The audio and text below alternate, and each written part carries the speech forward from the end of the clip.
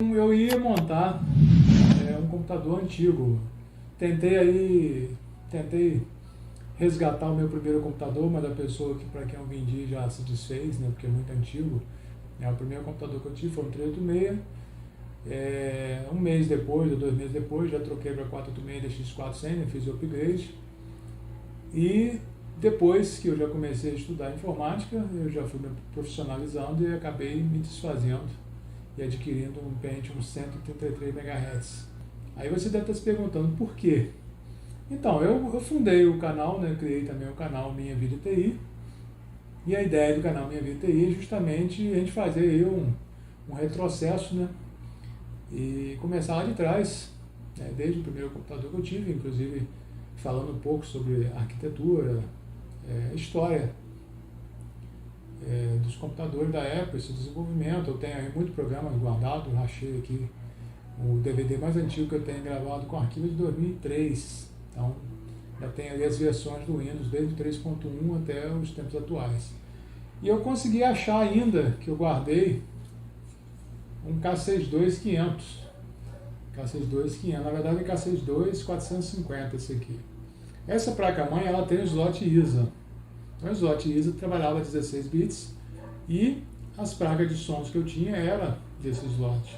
Essa placa-mãe, inclusive, ela possui várias pinagens, porque eu tenho expansores, né, expansíveis, que são os cabinhos extensores que a gente usa, placa de vídeo, placa de som, placa de rede, etc. Então, essa placa-mãe aqui, a gente chama de onboard. Onboard. As placas anteriores, começando lá no 386, que foi onde eu comecei, ela era uma placa muito simples. Para eu ter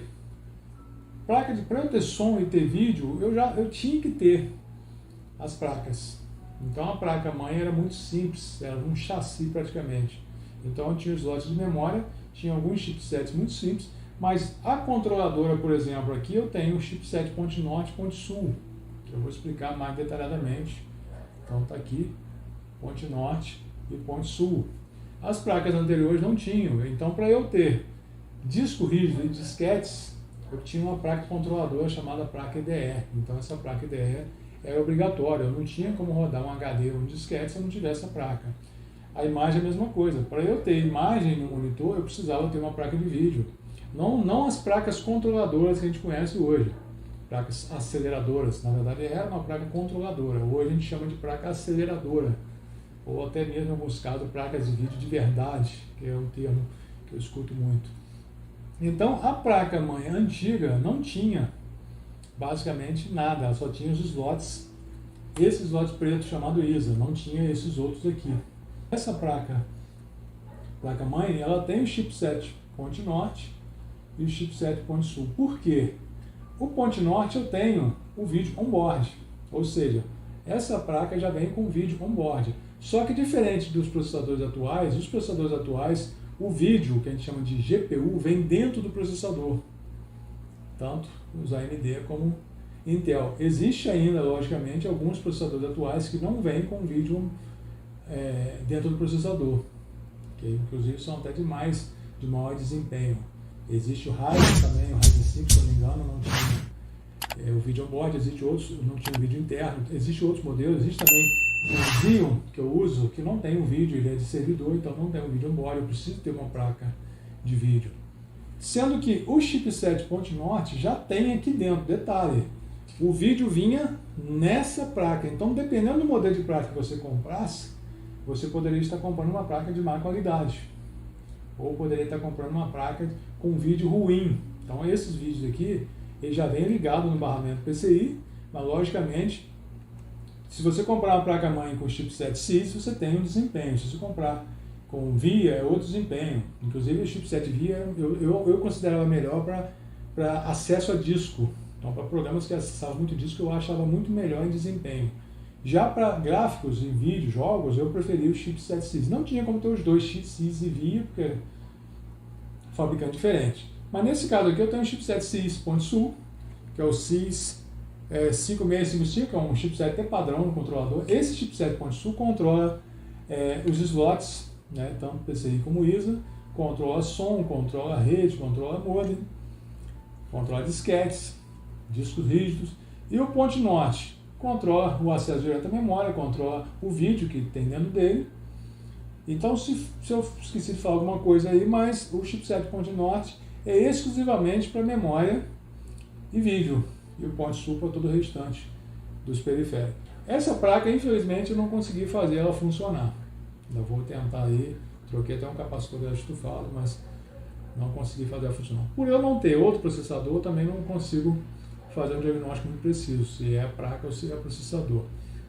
Porém, aqui eu ia instalar nessa placa o sistema MS-DOS 6.22 e o Windows 3.11, que eu rodaria aqui os jogos que utilizo, que funcionam no modo real, que a gente fala, né? O modo real que acessa até 1 MB de RAM, que era o 640, e mais de 384, se não me engano, que são jogos que trabalham em modo real, no caso o Windows 3.11 e o DOS 6.22. E aí, o restante da memória acima de 1 MB já utiliza o modo protegido, que são, no caso, o Windows. O Windows utiliza o modo protegido, ele tem maior quantidade, maior acesso de memória, então abandonando praticamente o MS-DOS, não totalmente, porque o Windows 98 em diante ainda tem o prompt, porém o Windows 98 foi o último que tinha a opção de você sair do Windows e funcionar apenas no MS-DOS. Nos sistemas atuais ainda funciona, ele faz uma modulação, né, e faz tipo um emulador e você consegue acessar o modo real.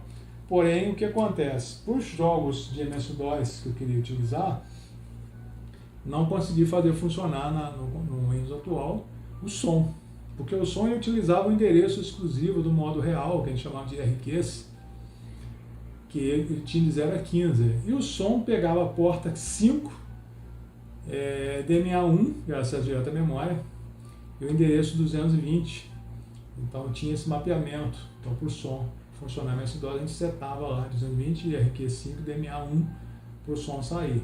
Então, por isso, todo esse enrolo, toda essa explicação que eu estou dando, só para dizer para vocês que eu precisava que o som funcionasse no MS-DOS para mostrar os jogos.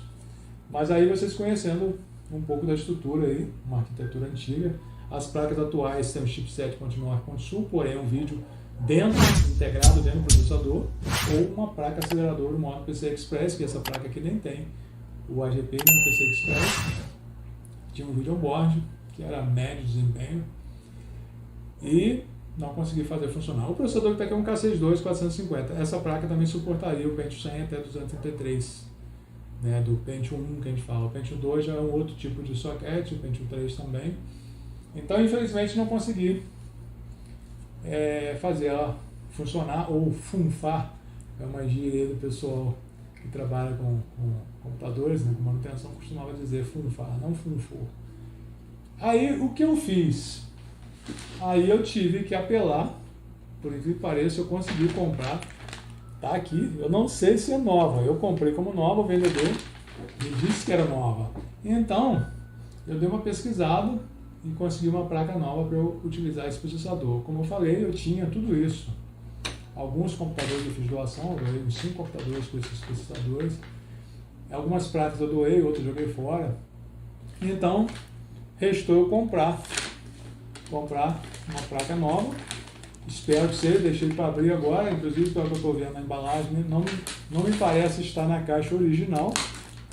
Então, já fico alerta, porém o vendedor da garantia. E eu confiei na palavra dele, Mercado Livre, a gente tem aí vendedores com boa índole, com boas intenções. Então, estou abrindo nesse momento, não tinha aberto ainda, deixei para abrir agora, porque o pessoal faz muito isso, né? A gente faz uns videozinhos mostrando, desembrulhando aí os equipamentos, então achei interessante também deixar para abrir. Já percebi que realmente a embalagem interna não é original.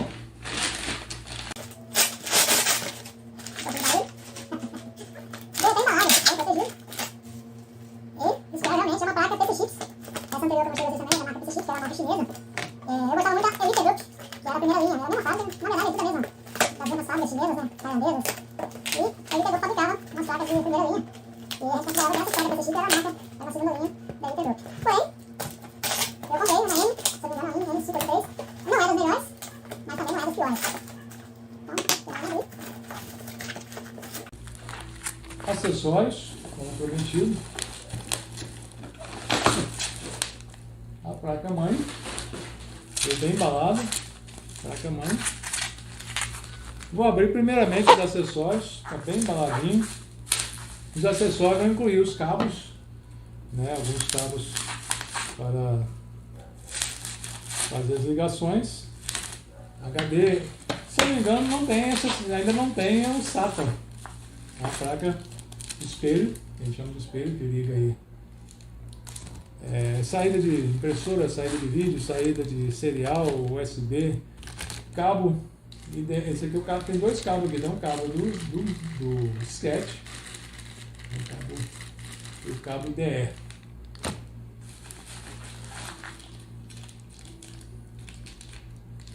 É um modem sem vergonha, a gente chama isso aqui de WinModem. Ele funciona somente dentro do Windows. Não sei Linux, eu teria que testar no Linux para ver. Esse cabinho me deu dor de cabeça um dia desses para achar, tinha tanto que acabei jogando fora, né? Virou lixo. Acabei jogando fora. Tá aí. Paguei R$20 no cabinho desse. Manual, tudo está indicando que realmente é nova. Manual. Cassete Notebook. Realmente vem com manualzinho, um CD de instalação dos drives, né? Provavelmente esses drives aqui devem ter os drives para o Windows 98 que eu quero, Windows 98 segunda edição. Então eu arrisquei, paguei barato até, foi R$120 mais ou menos. Uma placa antiga, geralmente o antigo está um pouco mais caro. E bem embalado. Parabéns para o vendedor, veio bem embalado, apesar de ver na caixa original. Mas tudo está indicando que é nova. Então talvez eu não faça ainda os testes nesse vídeo. Bem embalado. Logicamente que ela já foi aberta com a embalagem, dá para ver que foi aberta. Provavelmente vai efetuar algum teste, mas infelizmente não é nova. Não é nova, fui ludibriado. Dois capacitores estufados, mais 2 capacitores estufados aqui, ó. Ela está realmente com aparência de nova. Tem uma etiqueta aqui. Tem uma etiqueta em cima do soquete de memória. Não tem marca de uso. Porém os capacitores estão estufados. Pode ser pela idade. Não sei se dá para vocês perceberem aí. Ele está até marcado de preto. Então eu vou ter que acionar a garantia. Lamentável. Realmente está com aparência de nova. Não, até vocês olhando, vocês vão notar que está com aparência de nova realmente, mas os capacitores estão estufados. Já vou estar abrindo aí a devolução, né, a troca. Lamentável. Gostaria muito de montar esse computador nesse final de semana e já instalar o Windows 98 nele. Já até tem um HD com o Windows 98 instalado. E testar nossos jogos em DOS. Eu sei que funcione, mas eu vou precisar efetuar a troca desses capacitores. Eu acredito que até tenha 6,3 volts, 1.300 microfarads. Eu tenho esses capacitores, mas eu vou acionar a garantia, porque se eu fizer a troca e não funcionar, eu vou perder meu dinheiro, certo?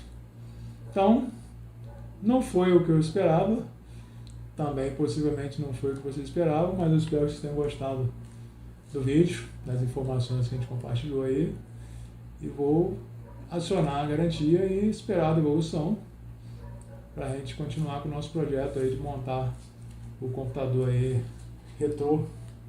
Esse aqui, no caso, não é um computador tão antigo, ficaria um Atom 2000, se não me engano. Rodaria muito bem o Windows XP e possivelmente rodaria razoável o Windows 7 Lite, o Linux. Tem o Linux Antix, que também é muito leve, mas a ideia é instalar o Windows 98 nele e fazer nossos testes de jogos MS-DOS, certo? Então, deixe seu like, se inscreva se você não se inscreveu, compartilhe o vídeo, nós vamos ter muita coisa interessante aí. Fique com Deus e até a próxima.